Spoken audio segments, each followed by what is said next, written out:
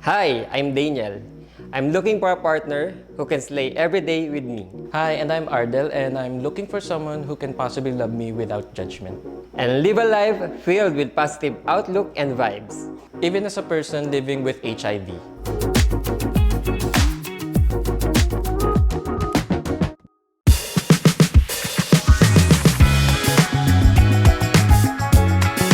Okay. May mga questions tayo na pinipare. So, ready ka na ba? Yep, I'm prepared. Good.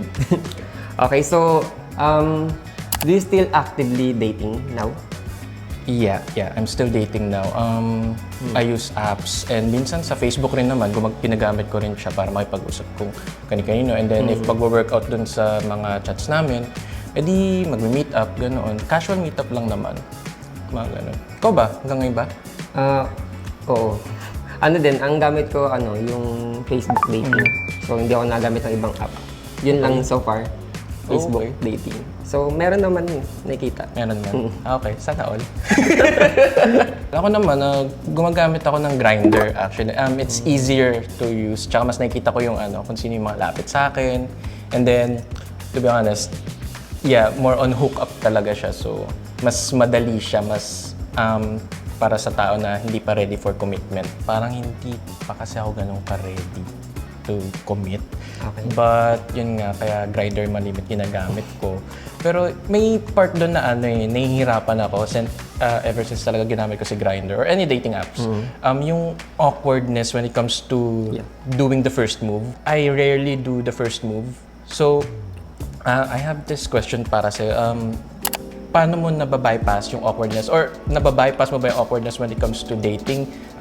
Paano yung first setup nyo? Paano yung meet nyo? Paano yung introduction nyo with each other? Paano nyo nagagawa yan? No, very casual lang.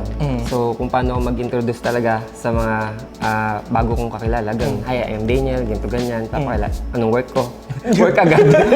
Para alam agad. No? Ikaw ba, dinadrop mo ba agad yung status natin or what? Pag ganun? To be honest, sa end ko, pinapakiramdaman ko muna yung tao. Because I can't, it's a really, sensitive topic to talk about. Especially if it's your first date. I think it's a second type of date na thing na dapat i-disclose. So, para sa akin, inuuna ko muna talaga kilalanin yung tao sa first date. And then, saka ko tatanong sa sarili ko kung deserve ko na bang, or deserve niya bang malaman yung status ko as someone living with HIV. Ikaw ba? Ganun. Parang at first hesitant ako na i-drop kasi talaga. Minsan medyo matatakot ka pa rin. Pero siguro sa second date na sinasabi mo, baka pwede na. Yeah. Paano ba sabihin kung siya, worth it siya i-meet? Siguro yung kung nakikita mo is nagja-jive yung nyo, yung energy nyo. Yeah, receiving or reciprocated yung energy mo, mga ganon. And then, siguro pag matagal-tagal na rin naman nag-chat, I mean, kung matagal-tagal na yung chat nyo, edi okay, mag-meet up tayo sa isang lugar and then let's, Kapak na. Hindi. I think yung dating scene ngayon, dati siguro, pag kinumper ko yung dati sa ngayon, dati mas madali. Kasi parang okay yung, alam mo na, yung status. Tapos nung nagkaroon, parang naging hesitant na. Kasi nga, merong takot. Anong magiging reaction pag nalaman. Pag pinag-compare ko sila noon at ngayon, medyo nahihirapan ako ngayon. Kaya nga, tagal kong naging single eh. Kaya nga naghahanap ngayon eh. Regardless naman if you're someone living with HIV, it's still hard to talaga get someone to, or not get someone to like you, parang more on magkakita ka ng tao na talagang magkaka-jive kayo. So, yung kasi natin ngayon, aminin natin sa hindi, medyo picky na talaga ang mga tao lately. And that's good rin naman kasi lahat naman tayo deserve ng kung sino talaga gusto natin. Pero yung dating talaga ngayon is regardless kung personal, regardless kung hanapin mo siya personally, regardless kung hanapin mo siya sa app or anything, social media, mahirap na talaga siya ngayon. Let's go to a more sensitive topic. Since we both know that we are living with HIV, gusto ko i-ask for all the people then, for you, when is the best time to disclose sa makaka-date mo yung status mo? Hindi ko masabing definite na time. Siguro yung tipong nakakapalagay mo na siya ng loob. And then yung alam mong mapagkakatiwala mo yung taong to. Siguro yun yung best time para sa akin na i-disclose na yung status. Kakapain mo, tatansyahin mo pa talaga. Lalo na yung, kumbaga yung disappointments. Anbawa, nag-disclose ka, tapos bigla kang nag-ghost.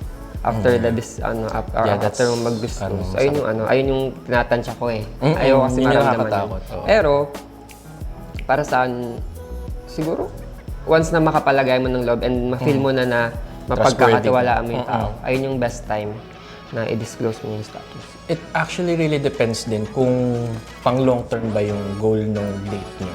Kasi sa dating, sa world natin, especially for Grindr, since it's just a hookup app, depende na lang kung magkakaroon kayo ng mga second date, third date, so nasa kanya. But majority of the times, it's more on para sa sex talaga. So, if it's just for sex, yung meet up nyo, then I believe hindi naman na kailangan i-disclose. But, yun nga lang, however, kailangan maging careful tayo. Dito papasok yung safe sex. Diba? So, as much as possible, if you plan na magkakaroon kayo ng something na may mangyayari sa inyo dun sa date na yun or sa meetup na yun, if you don't plan on disclosing, might as well magbaon ng condoms, lubes, or anything na pwedeng mapaprotekta sa inyo when it comes to sex. And then, pag naman mga long-term na dates, katulad ng sinabi mo nga, mas maganda kung kikilalanin mo muna yung tao. Sa panahon kasi ngayon, minsan hindi, marami talagang bigla na lang manggo-ghost, nasabi mo na lahat, nabigay mo na yung buong feelings mo. Sorry Tsaka na. buong. Yeah, yung buong yung buong feelings mo, nasabi mo na lahat. Disclose mo na pati yung mo, kailan ka sinilang, yung mga ganun. Tapos biglang kinabukasan mo, nakablock ka na sa lahat ng social media. Ay, ganyan talaga, no? Yes, sorry na po sa lahat na nakaka-relate, pero yeah. Ano yung worst na feel mo or na-experience mo after mo i-disclose sa date mo yung status mo? Maramdaman mo na parang biglang nandiri or what.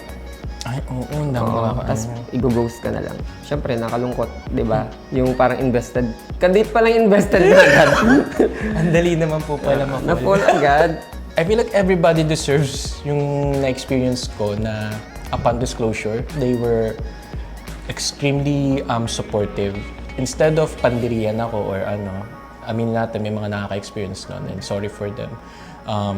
Sana na-experience nila na yung support system na nasa paligid ko lang na they didn't fear me. They didn't think anything bad of me. Sa totoo lang. Na instead of fearing me, sinuportahan nila ako, tinulungan nila ako. All the support na pwede nilang ibigay sa akin, binigay nila sa akin.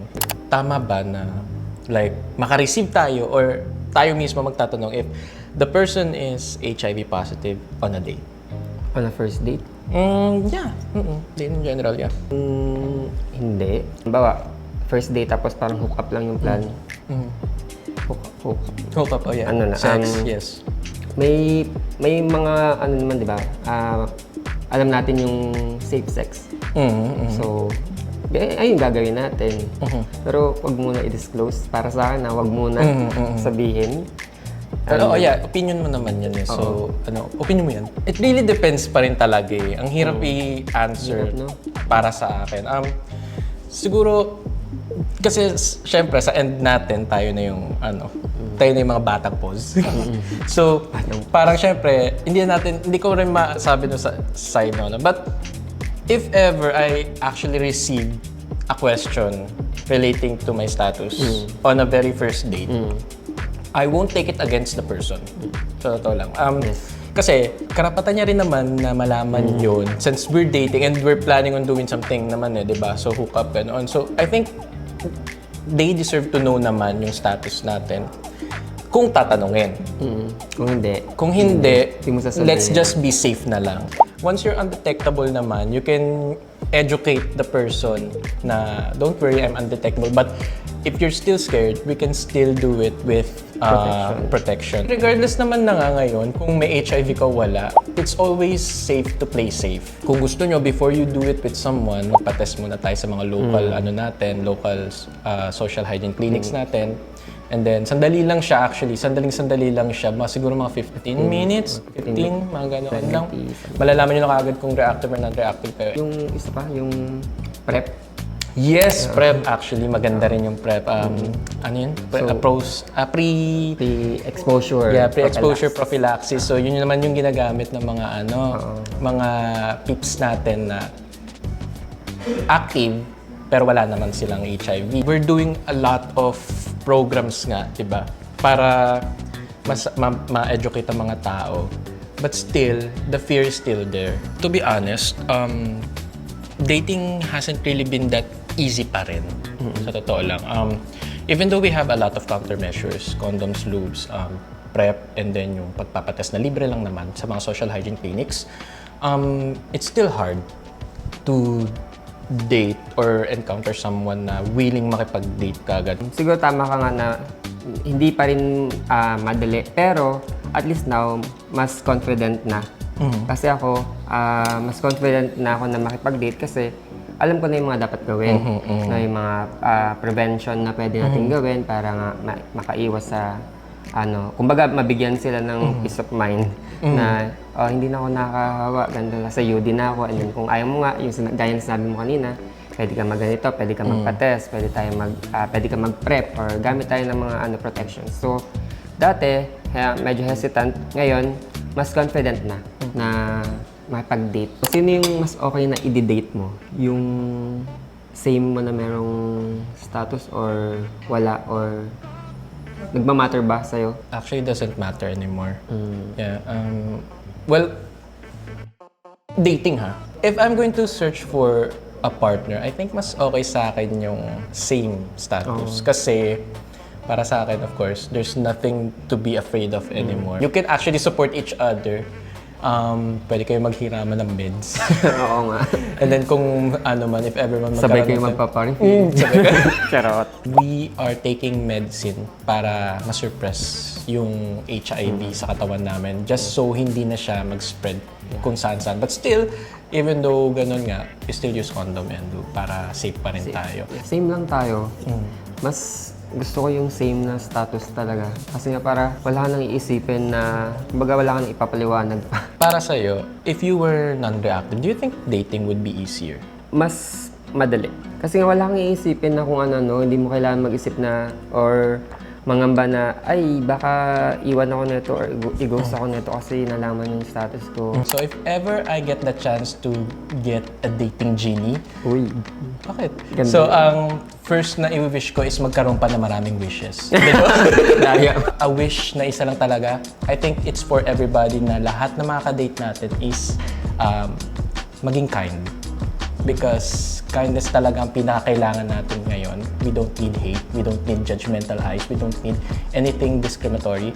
Ang kailangan natin is kindness talaga kasi it can really go a long way. Hindi man love or hindi man date na pangmatagalan, at least you'll have a new friend. Ihilingin ko sa kanya magkaroon ng, bigyan niya ng hope yung bawat tao na merong HIV. Na wag mawala ng pag-asa kasi eventually, merong tao dyan somewhere na kahit may ganito kang status, tatanggapin ka ng buong buo. Malay nyo siya na yun. So, thank you sa pagsama sa amin. So, thank you, Ardel. Thank you rin sa iyo. So, yun nga guys, if nag-enjoy kayo dito sa video na to, please like, subscribe sa lahat ng pages ni Free to Be You. Make sure din na ipa-follow niyo yung mga pages namin ni Free to Be You.